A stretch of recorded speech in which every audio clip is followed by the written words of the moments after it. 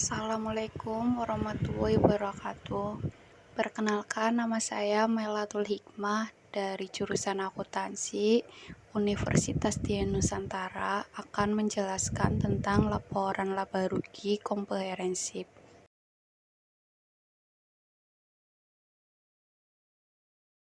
Pengertian laba rugi komprehensif.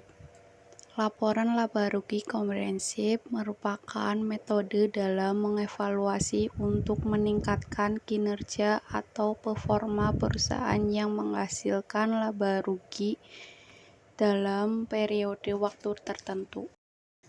Fungsi laporan laba rugi komprehensif guna membantu melakukan prediksi di waktu yang akan datang terkait profit yang akan diperoleh, nilai investasi yang dikeluarkan, dan juga kekayaan kredit.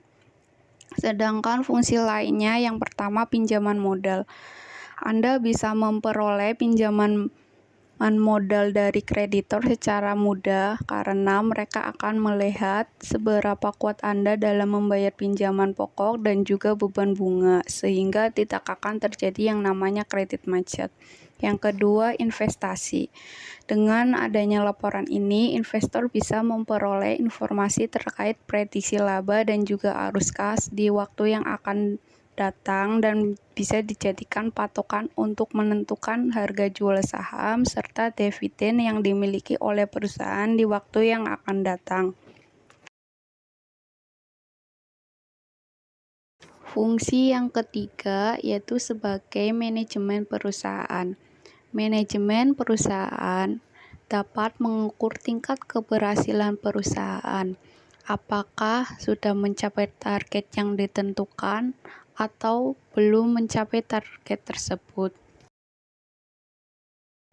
Pengguna laporan laba rugi komprehensif harus mengetahui bahwa laporan keuangan ini memiliki keterbatasan karena disusun dengan asumsi dan kebijakan tertentu.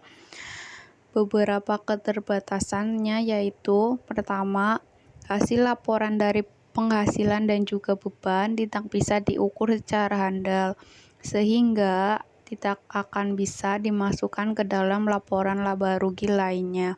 Standar akuntansi memberikan isyarat bahwa penghasilan ataupun beban hanya bisa diakui jika bisa diukur secara handal.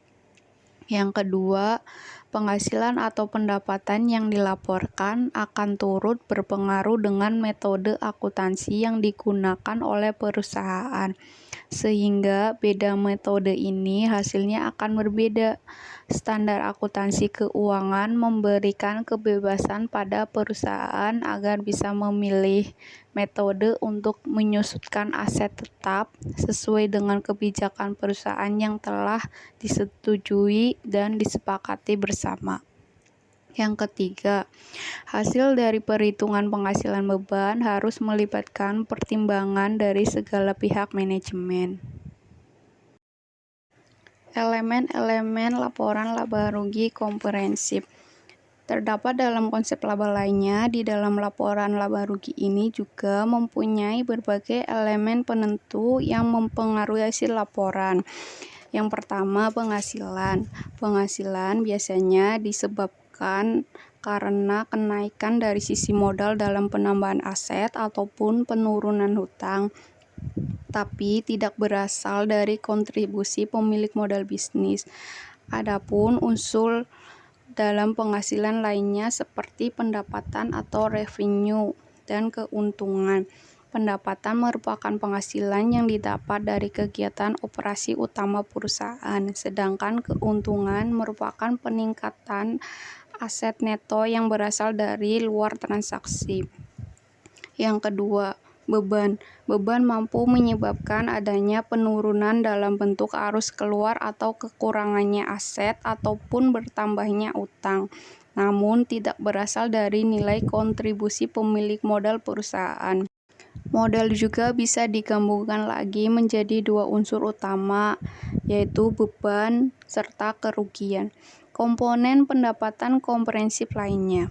Pendapatan komprehensif lainnya berisi dari berasal berbagai pos pendapatan dan beban yang tidak diakui dalam laporan laba rugi.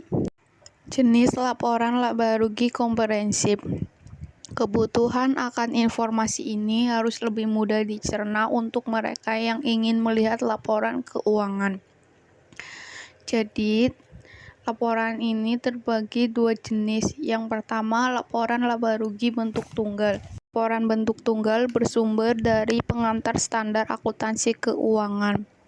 Laporan laba rugi bentuk tunggal ini dapat dicirikan dengan laporan yang disediakan hanya terdapat satu laporan saja.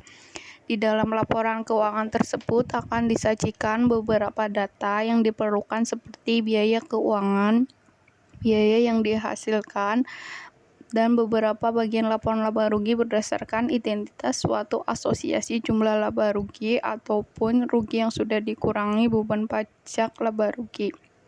Yang kedua, laporan rugi model ganda, seperti namanya menjadi dua laporan. Yang pertama, laporan yang membahas tentang laba rugi yang saat itu sedang berjalan, sedangkan laporan lainnya merupakan laporan laba rugi berdasarkan pendapatan yang bersifat komprehensif. Terima kasih atas kesempatannya. Mohon maaf apabila ada kesalahan baik sengaja maupun tidak sengaja. Assalamualaikum warahmatullahi wabarakatuh.